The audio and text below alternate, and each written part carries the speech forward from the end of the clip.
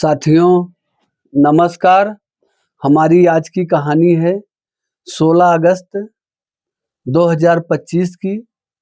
ये घटना है और ये उत्तर प्रदेश के झांसी जिले की घटना है, जहां पर एक मीनू प्रजापति जिनकी उम्र 38 साल है, वो एक ब्यूटिशियन है, मतलब ब्यूटी पार्लर का काम करती हैं। साथियों, मीनू प्रजापति की शादी 2012 में ये मुरैना में एक शख्स के साथ हुई थी और ये शादी कुछ वजहों से मात्र 6 महीने बाद ही टूट गई, डाइवोर्स हो गया। मतलब ये शादी चल नहीं पाई और इसकी वजह थी कि ये मीनू प्रजापति जो है उस इलाके की मानी जानी ब्यूटिशियन थी। मतलब ये ब्यूटी पार्लर का अच्छा काम करती थी उस इलाके में। तो जब इसकी शादी हो गई तो भी ये ब्यूटी पार्लर का काम रेगुलर कर रही थी। तो इसका पति जो है वो बोला मीनू ऐसा है कि तुम अब ब्यूटी पार्लर का काम बंद कर दो। तुमको जो भी खर्चे का जो भी सुख सुविधा चाहिए हम पूरा देंगे। अब तुमको काम करने की ज़रूरत नहीं है। लेकिन ये मीनू बोलती है हम तुमको छोड़ सकती हूँ, हम तुमको छोड़ सकती हूँ, लेकिन अपने काम को मैं नहीं छोड़ सकती। तो बात बतंगड़ की वजह से, जैसे देखो होता है सभी घरों में छोटा-मोटा बात होता है, तो छोटी बात बढ़ते-बढ़ते बड़ी रूप धारण कर लेती है और जो लोग समझदार हैं, छोटी बात को वहीं समाप्त कर देते हैं समझा-बुझा के। देखो एक पक्ष को बैठना पड़ता है, अगर पति-पत्नी हैं, तो जैसे कोई अगर जिद कर रही है तो थोड़ी देर के लिए उसकी बात मान लो जो है, आप ही छोटा बन जाओ। जब दोनों लोग जिद करेंगे तो जिद में बातें बढ़ जाती हैं। जो इन लोगों के केस में हुआ, जिद में जो है अपने स्वाभिमान में दोनों अटक गए जो है, अड़ गए। तो नतीजा क्या निकला कि शादी 6 महीने में टूट गई। फिर मीनू जो है अपने घर पे आती है और इसका पिताजी का बहुत बढ़िया मकान लोग बनवाए थे, वहीं झांसी में ही रहने लगी। तो कुछ दिन ये जो है अपना ब्यूटी पार्लर का काम करती आती-जाती और एक ये अपने वही ब्यूटी पार्लर में एक लड़की को रखी थी काम करने के लिए, सहयोगी जैसे। तो वो लड़की का भाई जो है इरफान था और इरफान शादीशुदा था, तो अपनी बहन को उस ब्यूटी पार्लर पे लाता, छोड़ के जाता और फिर आता वो बहन को अपने ले जाता। तो ऐसे-ऐसे करते-करते फिर उसकी दोस्ती मीनू से नज़दीकियाँ बढ़ने लगी इरफान की। मीनू प्रजापति से उसकी नज़दीकियाँ बढ़ने लगी। तो कभी कोई काम होता तो ये बोलती इरफान कर देता, कभी इसको ले आना हुआ, ले जाना हुआ तो छोड़ देता, ले आता। ऐसे-ऐसे करके वो अब इरफान और मीनू की दोस्ती हो गई। अब दोस्ती हो गई, दोस्ती ऐसे बढ़ते-बढ़ते ये बढ़ गई लिव इन रिलेशन में। साथियों एक हमने और कहानी ऐसी सुनाई थी लिव इन रिलेशन वाली। लिव इन रिलेशन बहुत खतरनाक है। जो भी भाई-बहन ऐसा करते हैं, वो समझो खतरे को आमंत्रित कर रहे हैं। लिव इन बहुत घातक है, कोई अच्छा नहीं है ये। और लिव इन की परंपरा जो है हमारे हिंदुस्तान की परंपरा भी नहीं है। ये बाहरी देशों से आके हमारे देश में घुसा दी गई है। मतलब ये घुस गई हमारे हिंदुस्तान में। लिव इन लिव इन का मतलब होता है जैसे अब ये बात हम कहते हैं, लोग इस पे नाराज़ भी हो जाते हैं।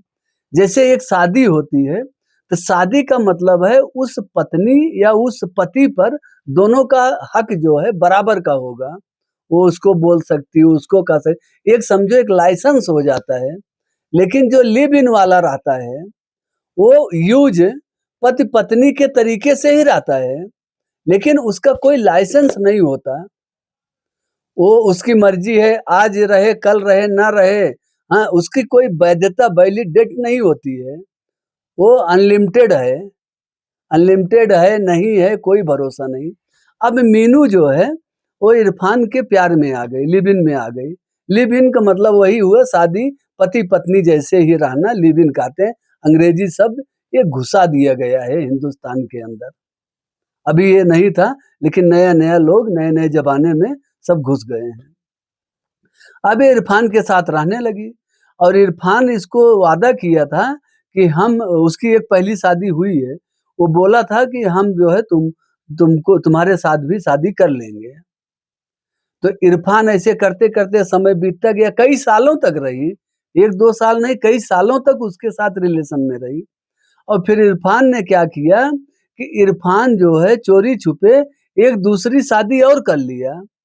उसकी एक पत्नी थी, एक ये लिव इन वाली थी और एक ये समझो दूसरी शादी एक लिव इन वाली, ये शादी कर लिया और इसको मीनू को बताया नहीं और जब मीनू को पता लगा तो घर में झगड़ा झंझट कला बढ़ने लगा। तो ये बोली होगी कि भाई तुमने बोला था शादी करने के लिए, हमसे तुम मुझसे कर लिए। हाँ, और वो रोज़ बहाना बनाता था। तो ये करके ये ब्यूटी पार्लर का जो धंधा किया था, काम कर रही थी, मीनू ने बंद कर दिया। और जब मीनू ने अपना ये ब्यूटी पार्लर का काम बंद कर दिया, तो स्वाभाविक बातें हैं, घर पर खर्चे का बोझ बढ़ने लगा।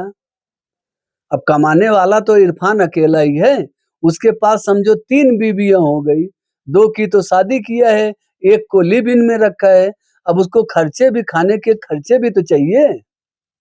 तो जब ये ब्यूटी पार्लर का काम बंद कर दी, तब इसके घर में लड़ाइयाँ झगड़े बढ़ गए जो है। इरफान बोलता होगा कि जाओ काम करो जो है, तब खाना मिलेगा नहीं तो कहाँ से खाओगी? हाँ, जो भी बात हो, ये तो हम अपनी मर्ज़ी से कर रहे हैं, जो भी कहा होगा। साथियों, अब वो वही जन्माष्टमी का जब त्योहार आता है, तो इसकी बहन जो है मीनू की, पूजा नाम की इसकी बहन है।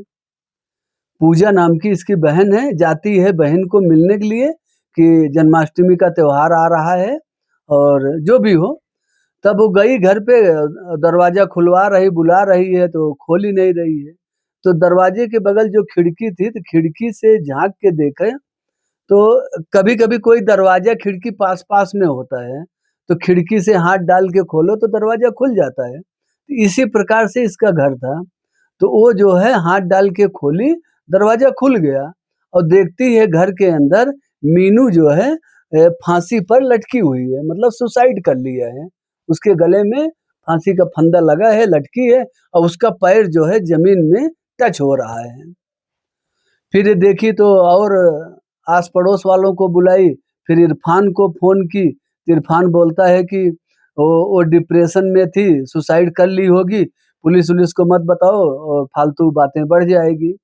फिर भी इनके घरवाले नहीं मानते, फिर पुलिस को बुलाते हैं, लाश को पोस्टमार्टम के लिए भेजा गया है, अभी इसका रिपोर्ट नहीं आया है। रिपोर्ट आएगा तो उसमें सही जानकारी होगी कि इसकी हत्या की गई है या इसने आत्महत्या किया हुआ है। साथियों, जो इसके मीनू के जीजा हैं, वो कह रहे हैं कि ये इरफान ने इसको मार के टांग दिया, हाँ, और इसको सुसाइड का आत्महत्या का नाम दे दिया है। इसका पूरा शक इनके परिवार वालों का इरफान के ऊपर जा रहा है। अब इरफान कातिल है, नहीं है, वो पोस्टमार्टम रिपोर्ट आने के बाद ही मालूम पड़ेगा। पोस्टमार्टम में सारी बातें सुलझ जाएँगी। तो इस प्रकार साथियों लिव इन में रहने वाली हाँ, एक महिला का ऐसे नाटकीय ढंग से समझो मौत हो गई। अब इसको नाटकीय ढंग कहा जाएगा। अब ये हत्या है कि आत्महत्या है, क्या नहीं। अब एक बात और सोचने वाली है कि इसकी जहाँ पहले शादी हुई थी मुरैना मध्य प्रदेश में, तो जब इसकी शादी हुई थी वो पति बोला था कि तू जो है ब्यूटी पार्लर का काम बंद कर दे। तो ये अपने पति से लड़ झगड़ गई और उस ब्यूटी पार्लर को ना बंद करने की जिद में अपना ही परिवार को छोड़ के चली आई। मतलब उससे शादी तोड़ ली, रिश्ता तोड़ ली। क्योंकि जिद पर थी ना, अपने जिद पर बहुत सी महिलाएँ ऐसी हैं, जिद पर अड़ जाती हैं। वो बोलती हैं मैं अपनी जिद पर हूँ, अपना हमारा स्वाभिमान का ठेस पहुँच रहा है। जो भी ऐसा सोचती, लेकिन लास्ट क्या हुआ देखो, अपनी मर्ज़ी से ब्यूटी पार्लर को बंद कर दिया। जब वो पहला पति बोल रहा था तो इसने नहीं बंद की और बाद में जो है अपने मर्ज़ी से बंद की और उसके बाद में अंजाम क्या हुआ? लिव इन में रह रही थी। लिव इन क्या है? लिव इन कुछ भी नहीं है साथियों। लिव इन का मतलब है जब तक हमारी मर्जी होगी हम रहेंगे, नहीं मर्जी हो तुम जाओ अपने रास्ते हम अपने रास्ते। वही यूज क्या बोलते हैं, यूज थ्रो वाला बात है। हाँ, यूज फॉर थ्रो, यूज करो फेंको वाली बात है। लिव इन को कुछ भी नहीं है, लिव इन में पड़ना ही नहीं चाहिए ऐसे चक्करों में, नहीं तो अपनी जिंदगी बर्बाद कर रहे हो, दूसरे का भी बर्बाद हो रहा है। लिव इन बहुत गलत है, हम इसके सख्त खिलाफ हैं साथियों। आप लोग का जो भी राय विचार होगा कमेंट बॉक्स में बताइएगा।